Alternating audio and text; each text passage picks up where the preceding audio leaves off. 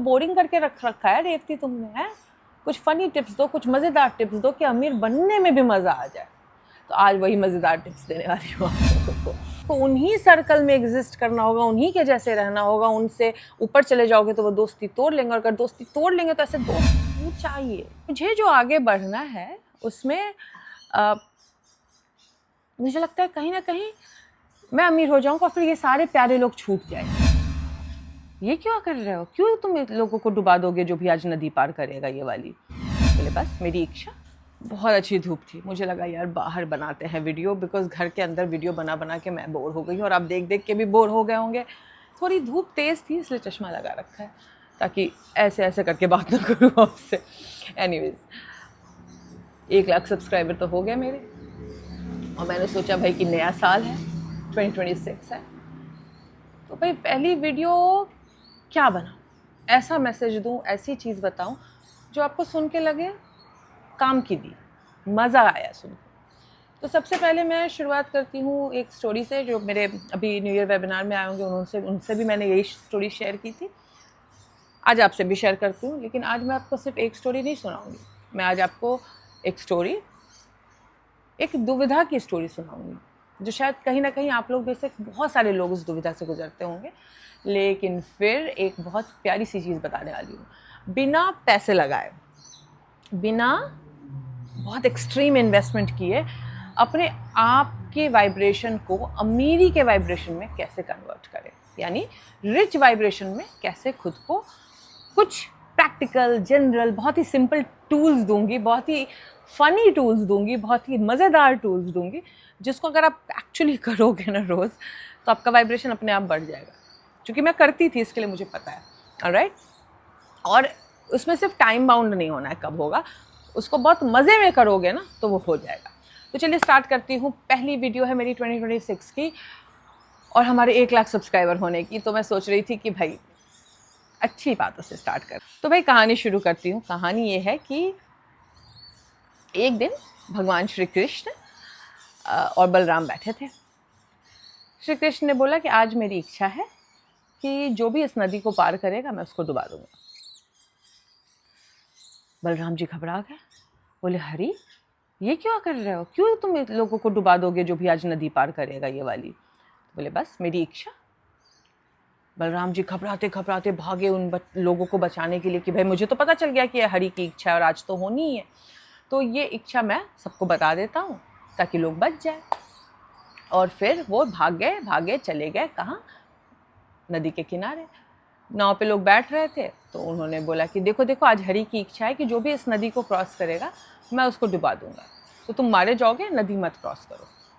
जितने भी लोग नाव पे बैठे थे उन्होंने बोला कि जैसी हरि की इच्छा, और गए, नाव डूब गई, लोग मर गए। थोड़ा सा लोगों में डर आ गया। जब दूसरी नाव जाने वाली थी तो भी बलराम जी ने बोला कि यार मत जाओ, अभी देखे हो कि एक नाव डूबी है, तो समझो हो सकता है कोइंसिडेंस होगा, इसके लिए नाव डूब गई है। ये बोले मानो मेरी बात, वो हरि की इच्छा है, जो भी क्रॉस करेगा उसको वो डुबा देंगे। तो उन्होंने बोला कि जैसी हरि की इच्छा, करके चले गए, और वो नाव डूब गई। अब लोगों में हो गया डर, लोग बलराम जी की बात को सीरियसली लेने लगे कि भाई आज तो भाई भगवान जी का मूड थोड़ा खराब है, जो भी क्रॉस करेगा उसको डरा देंगे, डुबा देंगे, तो आज तो क्रॉस नहीं करते हैं। बलराम जी भी एकदम गार्ड बन के वहाँ पे बैठे हैं, जो भी आ रहा है उसको बता रहे हैं ताकि कोई डूबे मरे नहीं। उसके बाद एक लड़का आता है, वो नाव पे बैठने लगता है, यंग लड़का। तो बोले भाई तुम पागल हो क्या, सब लोगों को देख रहे हो, लोग नहीं जा रहे हैं, सबको पता है कि आज हरि की इच्छा है कि वो डूब जाएंगे, जो भी क्रॉस करेगा, तो तुम भी डूब जाओगे, तो तुम क्यों जा रहे हो। तो उन्होंने बोला कि देखो अगर मैं नहीं जाऊँगा ना तो मेरे जो माँ बाप हैं जो नदी के उस साइड हैं, वो मुझे ढूंढने के लिए मेरा पूरा परिवार आ जाएगा, और अगर भगवान की सही में ऐसी इच्छा है तो वो डूब जाएंगे, तो उनको बचाने के लिए मैं जा रहा हूँ। लेकिन तो तुम खुद के बारे में भी तो सोचो, तुम्हारी जान चली जाएगी, तुम जिनको बचाने के चक्कर में अपनी जान क्यों देने जा रहे हो।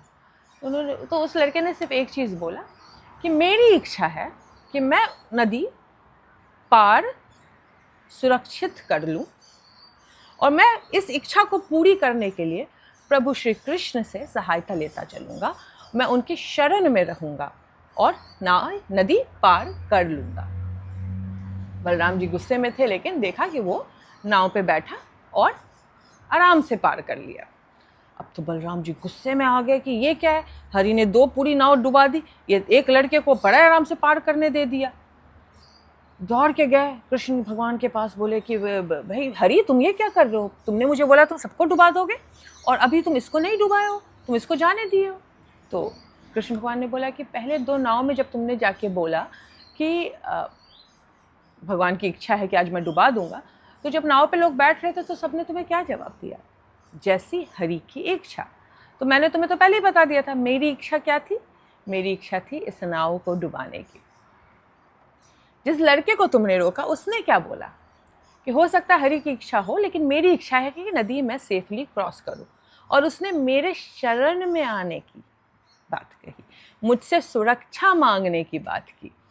तो जो इंसान अपने डिज़ायर को डायरेक्शन दे सकता है और मेरे शरण में रह के मुझसे सुरक्षा की अपील कर सकता है, मैं उसे किस तरीके से डुबा सकता हूँ?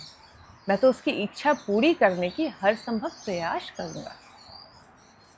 और यह स्टोरी कितनी सटीक है ना। हम अपनी लाइफ में बिना किसी डायरेक्शन के प्रभु जी को बोलते रहते हैं लाइफ ठीक कर दो, लाइफ ठीक कर दो, लाइफ ठीक कर दो। अरे ठीक किस कैटेगरी में कर दो, क्या है डायरेक्शन आपके लाइफ का, क्या एग्जैक्टली चाहिए। और वही तो लॉ ऑफ अट्रैक्शन डायरेक्शन देने कहता है, बोलता है उस सोर्स एनर्जी को मानो और उस सोर्स एनर्जी को डायरेक्शन दो कि तुम्हारी क्या इच्छा है, और फिर देखो तुम्हारी लाइफ को बदलते हुए। फिर आपकी नाव नहीं डूबेगी, फिर आप उस प्रभु के शरण में रहोगे और अपनी सारी इच्छाएं पूरी करती चले जाओगे। और यही इम्पॉर्टेंस है लॉ ऑफ अट्रैक्शन का, बिकॉज ये कॉन्सेप्ट बहुत अंग्रेज़ी वाला ज़रूर लगता होगा, लेकिन अगर आप देखो तो हमारे सारे पुराने किताबों में इसका उल्लेख दिया गया है। आप अगर योगा के पुराने योग सूत्रस पढ़ोगे, पुराने किताब पढ़ोगे, हर जगह इच्छा शक्ति की इतनी ज़्यादा महत्वपूर्ण, हर जगह उनको बोला गया कि इच्छा शक्ति से बड़ी कोई चीज़ नहीं, तुम इच्छा शक्ति से अपने बॉडी को इस तरीके से मोड़ सकते हो, तुम अचीव कर सकते हो इतनी सारी चीज़। लेकिन हम कहीं ना कहीं इस माया जाल में फंस जाते हैं और अपनी शक्तियों को पहचान नहीं पाते कि हमारे अंदर कितनी शक्ति है, और भगवान से डायरेक्शन मांगते हैं ये सोच के जो प्रभु की इच्छा।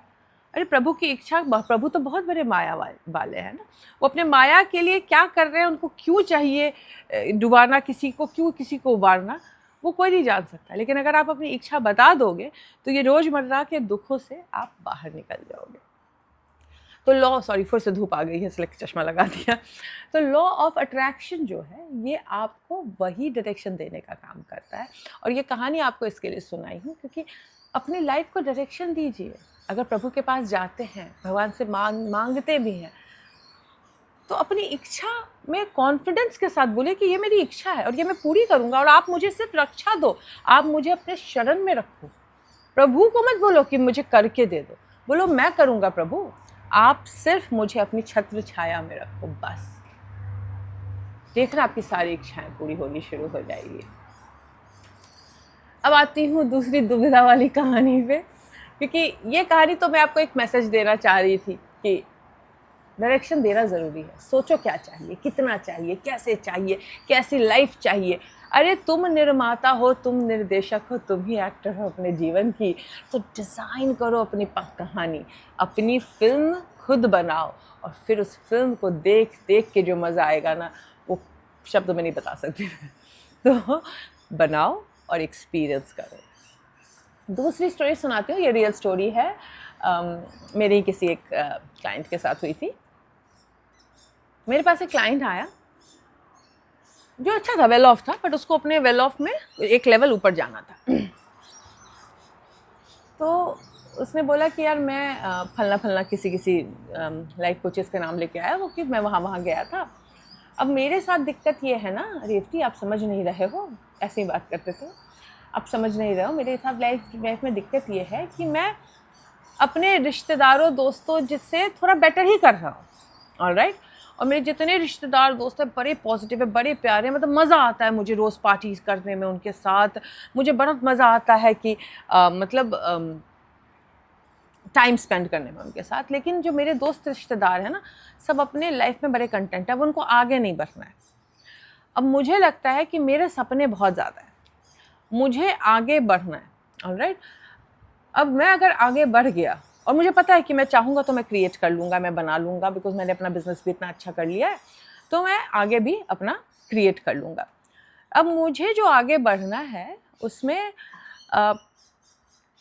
मुझे लगता है कहीं ना कहीं मैं अमीर हो जाऊँगा, फिर ये सारे प्यारे लोग छूट जाएंगे।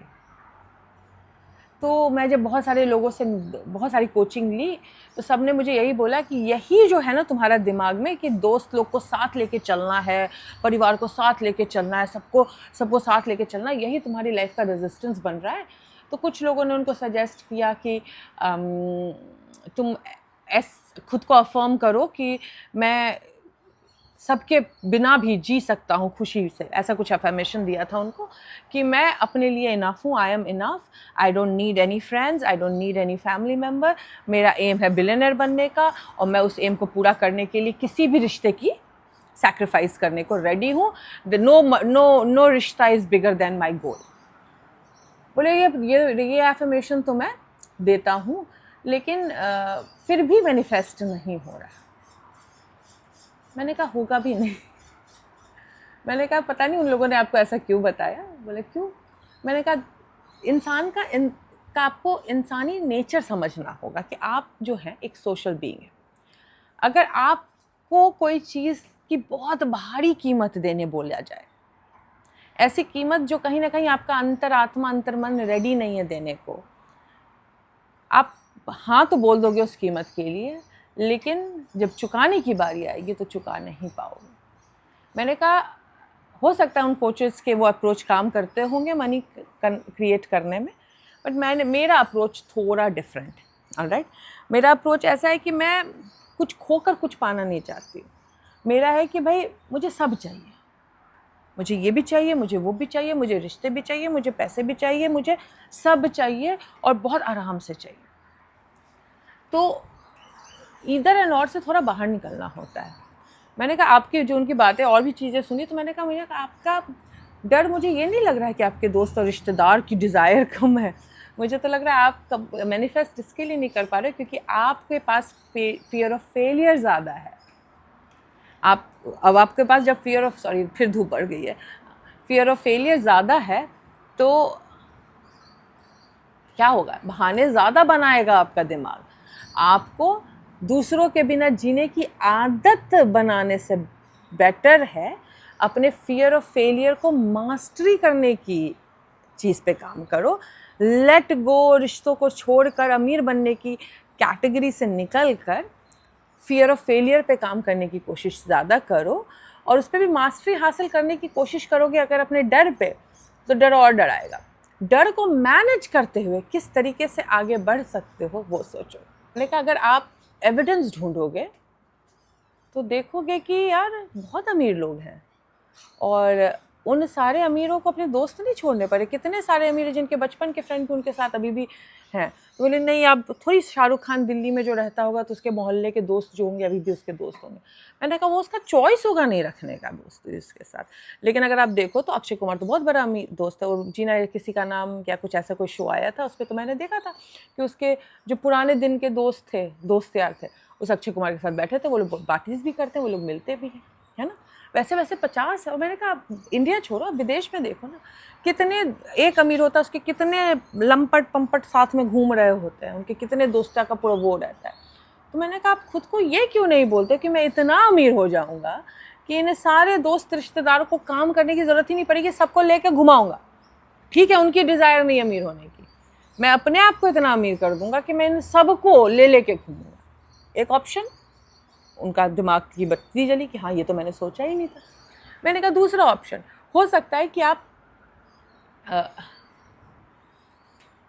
यहाँ पे रह रहे हो और रोज़ मिल रहे हो अपने दोस्तों से। एक जगह का नाम था, आप मूव करके बहुत महंगे सबब में रहने चले जाओगे और अपने दोस्तों से रोज़ नहीं मिलोगे।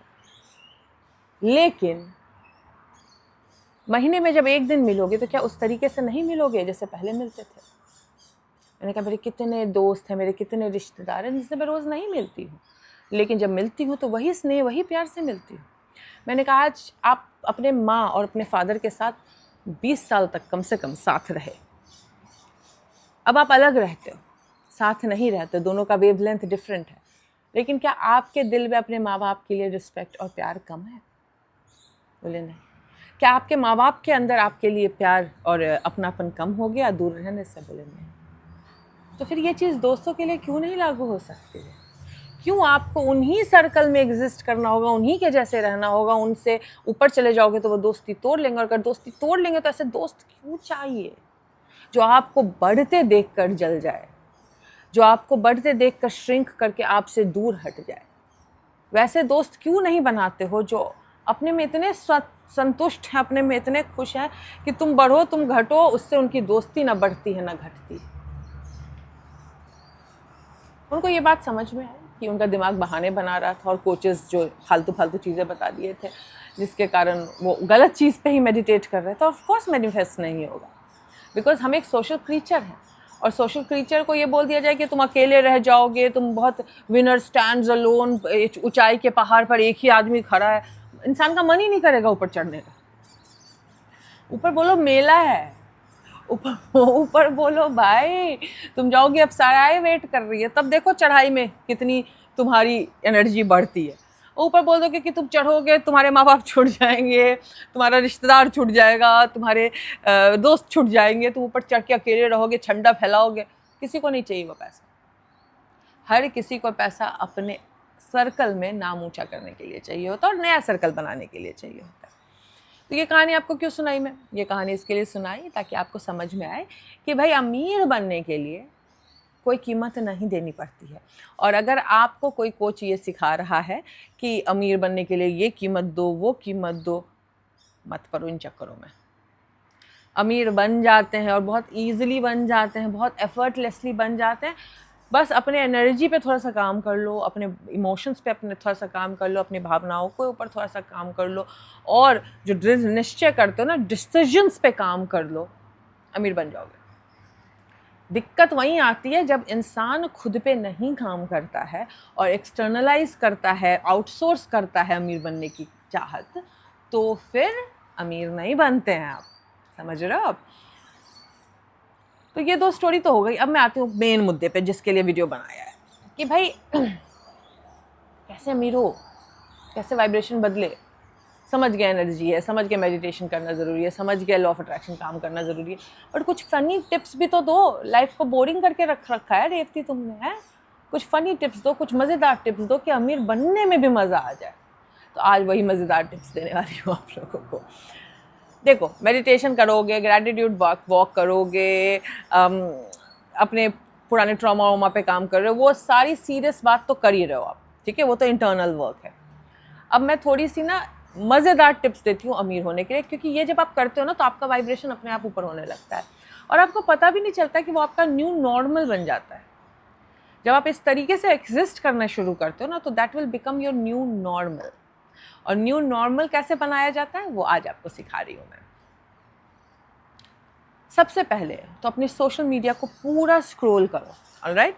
सबसे इम्पॉर्टेंट काम, फेसबुक, इंस्टाग्राम, यूट्यूब, देखो किस किस लोगों की फीड आ रही है। वैसे लोग जो नेगेटिव बात करते हैं, वैसे लोग जो लिमिटिंग बात करते हैं, वैसे लोग जो फालतू की कॉमेडी है, गरीब टाइप की कॉमेडी है ना, वैसे लोग जो फालतू रील्स जो आ रहा है, सबको not interested not interested not interested not interested कर दो, ठीक है? और एल्गोरिदम को रीसेट करना होता है बेसिकली। तो एल्गोरिदम को रीसेट कैसे करोगे? वैसे वैसे चैनल्स को चुन चुन के सर्च करके डालो जो आपको अपलिफ्ट करने की बात कर रहे हैं, उनके एक दो वीडियो देख डालो। उसके बाद एक चैनल देखो जिसमें सिर्फ महंगे लाइफस्टाइल्स दिखाए जा रहे हैं। अब चैनल वैनल क्यों बोल रहे हैं कि भाई लाख में बोल दो रील मत देखो, लाख में बोल दो वीडियो मत देखो। भाई लगे तो रहते हो तुम लोग रील देखने में ही, वीडियो देखने में ही, तो क्यों ना अब ये बताऊं कि इसके साथ कैसे तुम बढ़ सकते हो। अब आदत तो पड़ गई है, तब आदत के साथ मैं आपको अमीर बनना सिखाऊंगी। लेकिन अब इस तरीके से डालो, जितना भी मिलियनर माइंड सेट, महंगे फोटो, इंस्टाग्राम पे महंगे अमीरों वाले फ़ोटोज़ हैं, जो अमीर का हेल्थ का चैनल जो है, जैसे अमीर हेल्थ कैसे अपना ठीक कर रहा है वैसा, या फिर यूट्यूब पे डालो वैसे वैसे चैनल जहाँ पे अमीर लोग इंटरव्यू दे रहे हैं, अमीर अपना लाइफस्टाइल दिखा रहे हैं। अब अमीर कैसे अमीर, वो आपकी कैटेगरी बताएगी। अगर आप इस वक्त मिलियनर कैटेगरी में हो तो बिलियनर को देखो भाई, है ना? अगर मिलियनर नहीं बने हो नॉर्मल सी 10,000 15,000 कमाते हो तो फिर मिलियनर लोगों को देखो या लाख करोड़। अपने से कम 10 टाइम्स अमीर लोगों को देखो। अपने से नीचे से कुछ नहीं सीख पाओगे, अपने से ऊपर को देखो तो सीखोगे। एक और टिप देती हूँ, जिस इंसान ने खुद कुछ नहीं बनाया है, जिस इंसान ने खुद कुछ नहीं किया है, वो आपकी प्रॉब्लम कैसे सॉल्व करेगा? उसको तो पता ही नहीं वो प्रॉब्लम एग्जिस्ट होती है कि नहीं होती है, क्योंकि उसने वो क्रिएट किया ही नहीं है। इसके लिए इंसान को हेल्प भी, इंफॉर्मेशन भी, गाइडेंस भी वैसे लोगों से मांगनी चाहिए जो खुद वो प्रॉब्लम सॉल्व किया हो, खुद की प्रॉब्लम वो सॉल्व किया हो, है ना। तो अपने से 10 गुना लोगों, बड़े अमीर लोगों को देखोगे तो वो वहाँ पहुँच चुके हैं, आपकी वो स्टोरी वो कवर कर चुके हैं, आपकी वो प्रॉब्लम ऑलरेडी उन्होंने सॉल्व कर ली है और उनके पास टिप्स ज़रूर है आपको देने के लिए। तो जितने भी सोशल मीडिया उसको खंगाल दो और एल्गोरिदम रीसेट करो 2026 में। सेल्फ हेल्प की बुक्स, लॉ ऑफ अट्रैक्शंस की चीज़ें, मिलियनेयर्स विलियनेयर्स की कहानियाँ जहाँ देती हैं। अच्छा, एक और प्रिकॉशन दे रही हूँ, वर्ड ऑफ कॉशन दे रही हूँ एक्चुअली। भाई एआई है, ऑलराइट, और एआई आपके गुरुओं की कहानियाँ, आपके गुरुओं की बातें डिस्टॉर्ट करके बना रहा है। जैसे नेविल गोडार्ड मैं सुनना बंद कर दी हूँ इस पे यूट्यूब पे, बिकॉज वो नेविल गोडार्ड का मैसेज ही नहीं है। नेविल गोडार्ड की आवाज़ बना बना के डाल रहा है, खुद से कुछ। अब चूंकि मैं नेविल इतना ज़्यादा पढ़ चुकी हूँ, इतना ज़्यादा सुन चुकी हूँ कि मुझे पता है कि नेविल ने वो नहीं बोला है, नेविल वो बोल ही नहीं सकते, दैट इज़ नॉट नेविल्स मैसेज। अब सेम चीज़ ओशो का भी शुरू हो गया है। भाई ओशो की तो थैंक गॉड आवाज़ थोड़ी डिफरेंट है कि एआई पूरी कॉपी नहीं कर पा रहा है, लेकिन 1-2 चैनल मुझे आया है ओशो की कहानियाँ, ओशो वो बोले ही नहीं है। मैंने कहा यार ये ओशो की आवाज़ हो ही नहीं सकती और ऐसा कैसे बोल रहा है ये, बिकॉज मैंने इतना सुना है कि मुझे पता है वो नहीं है। तो ऐसे ऐसे बहुत सारे चैनल हैं जो आपके गुरुओं की भी चीज़ें डिस्टॉर्ट कर रहा है। तो मेक श्योर जब आप चुनोगे ना तो ऐसे चैनल्स को मत चुनना जो एआई की आवाज़ निकाल के बना रहा है। कुछ लोग तो लिख भी दिए, कुछ लोग तो लिखे भी नहीं कि एआई का वीडियो है। अब यूट्यूब को मिलेगा तो हटाएंगे वो लोग। मेक श्योर वो थोड़ा सा दिमाग लगा के करना। सबसे पहले तो अपना सोशल मीडिया का एल्गोरिदम क्लीन करो, नॉट इंटरेस्टेड डोंट शो मी करके, और फिर सर्च करो कौन कौन सी चीज़ है, उसको लाइक कर दो, उस पर कमेंट कर दो। तो क्या होगा, फिर वो आपकी फीड में बहुत सारी वैसे वैसे वीडियोस आपको यूट्यूब बताना शुरू कर देगा।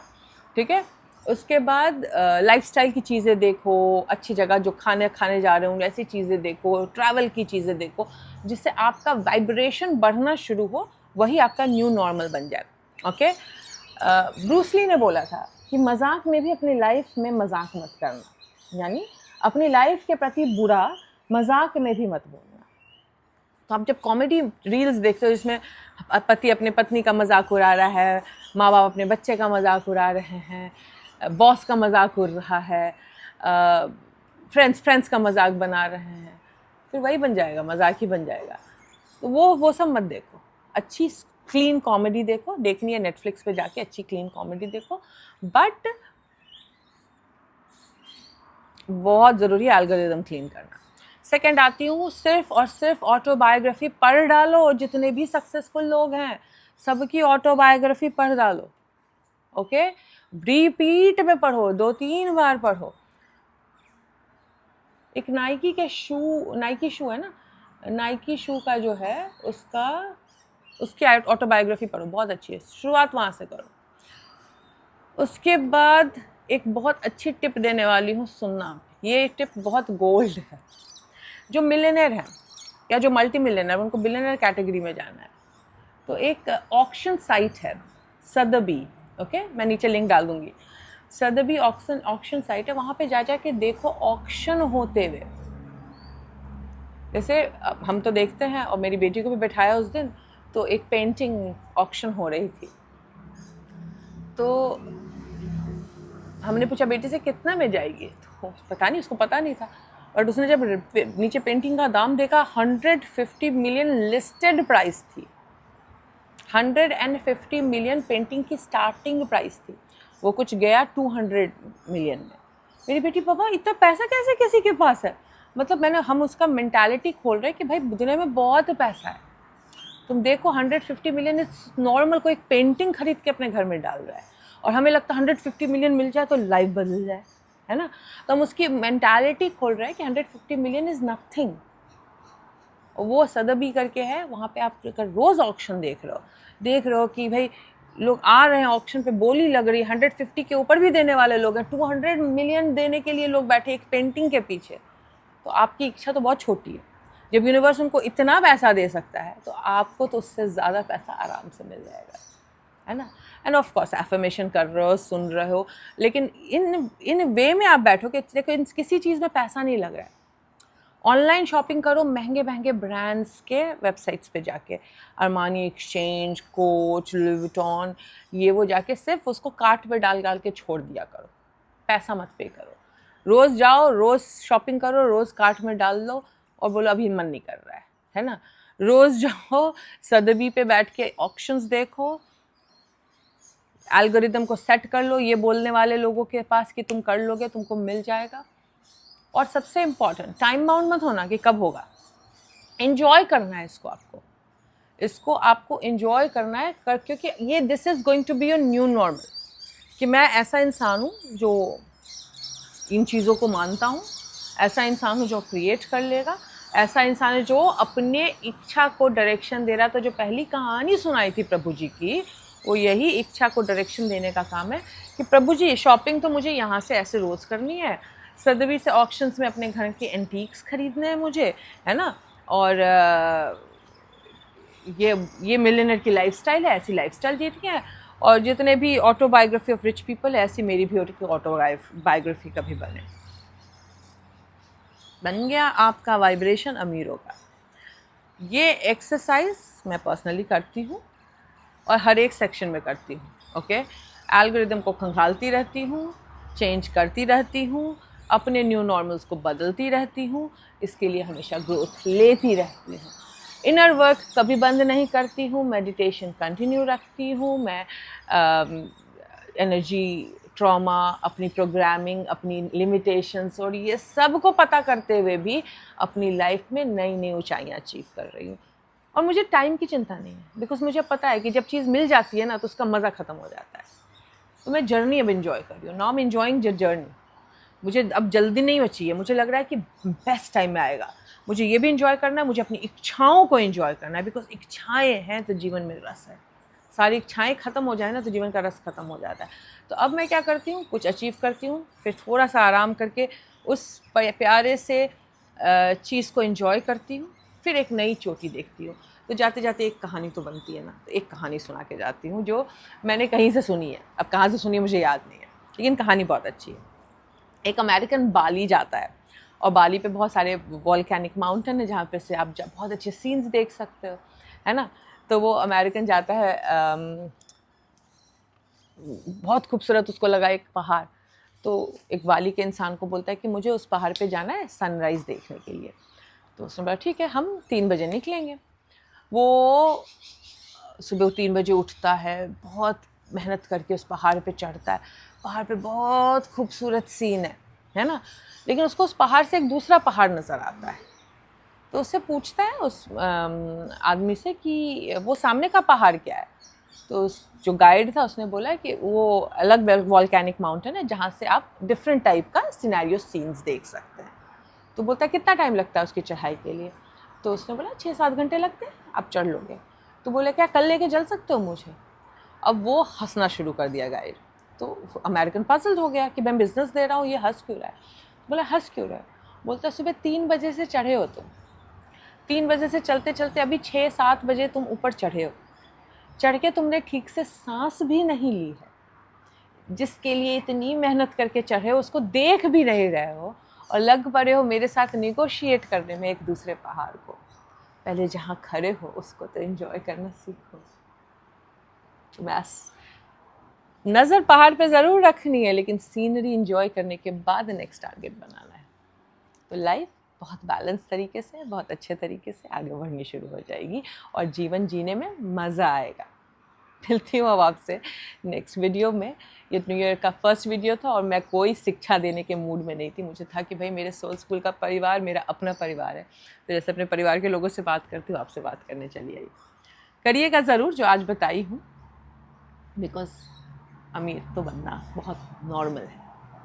मिलती हूँ आपसे नेक्स्ट वीडियो में। Till then take care, good bye.